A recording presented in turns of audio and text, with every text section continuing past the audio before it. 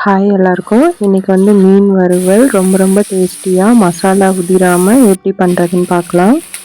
சுத்தம் பண்ணி வச்சுருக்க மீன் 1 கிலோ அளவு எடுத்துக்கலாம். அதுக்கு நல்லா கெட்டியாக கரைச்ச புளி தண்ணி 2 ஸ்பூன் சேர்த்துக்கலாம்.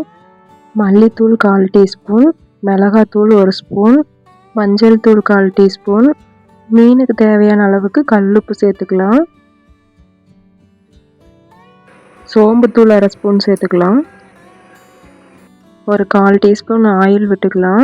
இப்போ வந்து மீனை நல்லா பிரட்டிக்கலாம். மசாலாவுக்கு வந்து தண்ணி சேர்க்க தேவையில்லை. மீனில் உள்ள ஈரப்பதமே போதுமானதாக இருக்கும்.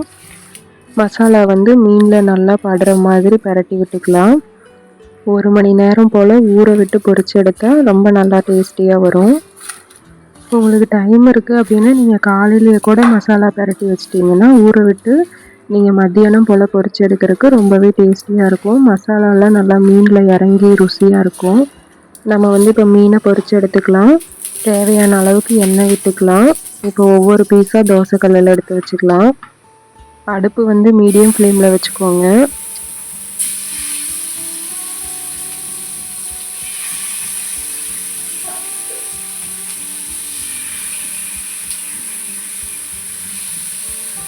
ஒரு சைடு வேகிறதுக்கு எப்படியும் ஒரு 4 to 5 நிமிஷம் டைம் எடுக்கும். இது வந்து நம்ம யூஸ் பண்ணுற மீனை பொறுத்து தான். நான் வந்து ஷீலா மீன் எடுத்திருக்கேன். ஒரு சைடு மீன் வெந்துருச்சு. இப்போ அடுத்த சைடு திருப்பி போட்டுக்கலாம். கொஞ்சம் கூட மசாலா உதிராமல் மீனும் உடையாமல் ஒரு சைடு வந்து நல்லா சாஃப்டாக வெந்திருக்கு. கல்லுலையும் மீன் கொஞ்சம் கூட ஒட்டலை. நம்ம கரண்டி வைக்கும் போதே வழுக்கிட்டு தான் போகுது பாருங்களேன். இந்த மாதிரி கல்லில் ஒட்டாமல் வர்றதுக்கு தான் நம்ம வந்து மசாலா பிரட்டும் போது வந்து கொஞ்சமாக ஆயில் சேர்க்குறோம். இப்போ எல்லா மீனும் திருப்பி போட்டாச்சு. இப்போ வேகட்டும். மீன் பொரிக்கும் போது வர வாசம் ஒரு தெருவுக்கே மனம் வீசும். வாசத்துக்கே நாக்கில் வச்சு நூறும்.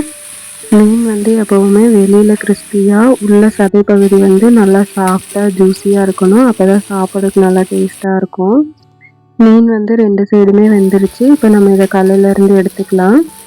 இதே போல் அடுத்த பேட்சும் போட்டு பொரித்து எடுத்துக்கலாம். நல்லா டேஸ்டியான ஃபிஷ் ஃப்ரை வந்து ரெடி. உங்களுக்கு இந்த ரெசிபி பிடிச்சிருந்தா லைக் பண்ணுங்கள். உங்கள் ஃப்ரெண்ட்ஸ் கூடவும் ஷேர் பண்ணுங்கள். நீங்களும் செஞ்சு பார்த்துட்டு மீன் வறுவல் எப்படி வந்ததுன்னு கமெண்டில் சொல்லுங்கள். மறக்காமல் சப்ஸ்கிரைப் பண்ணிக்கோங்க. தேங்க்யூ ஃபார் வாட்சிங்.